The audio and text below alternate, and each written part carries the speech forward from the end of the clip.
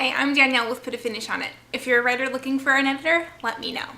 Welcome to my July wrap-up. I finished 8 books in July.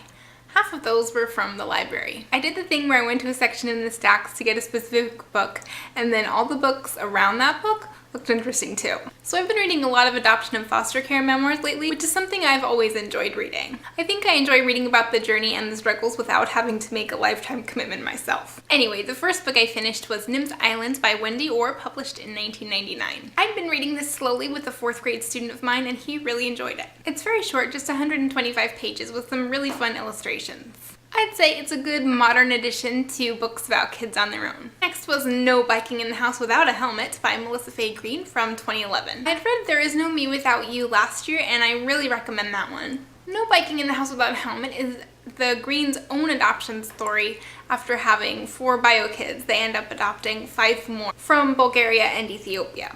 I really enjoyed all the anecdotes and Miss Green's writing style. I especially appreciate the way she always kept her kids' birth cultures accessible to them, and I really recommend this one if you're at all interested in adoption stories. Next, I read Ghost Girl by Tori L. Hayden from 1991. I picked this one up at a yard sale. I've read several other of Hayden's books, and they're all harrowing stories of the kids she's taught over the years. I must say I'm glad we've progressed significantly since the 80s in terms of mandated reporting.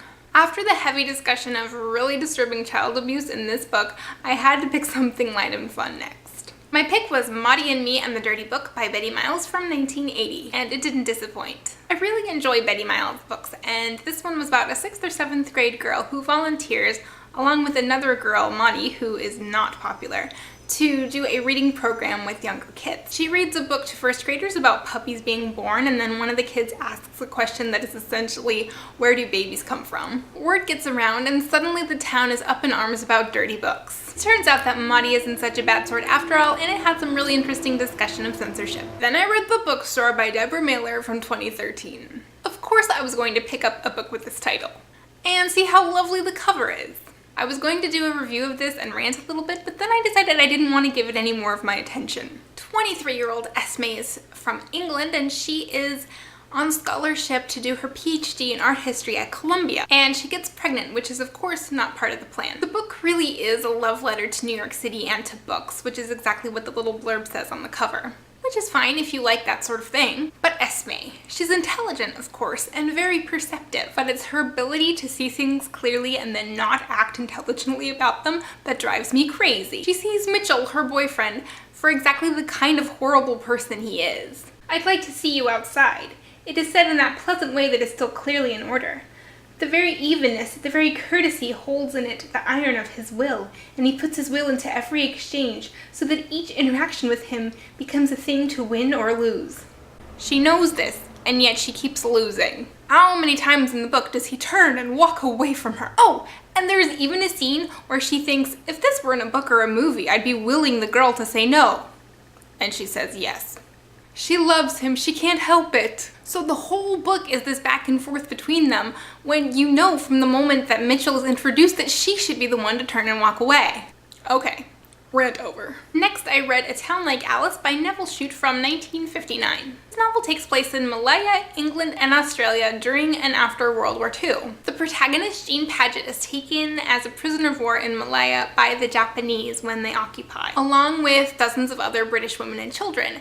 And nobody wants to feed them or give them a place to stay, so they end up marching all over the country for years. She meets an Australian POW who helps them get food and medicine, and after the war she inherits some money and decides to go back to Malaya to do some good there. And I don't want to give too much away, but it was certainly an interesting and unpredictable story. Jean's development over the years was a lot of fun. The only thing I had an issue with is that the narrator is Jean's lawyer, who's in control of her inheritance until she turns 35. So we hear this story as told to him through her letters and things, and it's just not believable, some of the details that he knows. I do recommend this one. It's certainly about a part of history that I don't know that much about, and set in a place that I don't often read about. Next I read Another Place at the Table by Kathy Harrison, published in 2003. Kathy Harrison is something of a legend, I think, in the foster care world, because she's one of those people who had a couple kids of her own, adopted a few kids through foster care, and then just became a professional foster parent parenting hundreds of kids over the years. This story focuses on a couple particular kids who were in her care. I think the system has tried to get better over the decades, and that also it varies by state. It was incredibly frustrating to read about this little girl who had been sexually abused, and they knew she acted out sexually, and yet they placed her in a home with a lot of other kids who were younger than she was. To me, it was very clear from the beginning that this is the kind of kid who needed to be the oldest or only kid in the family.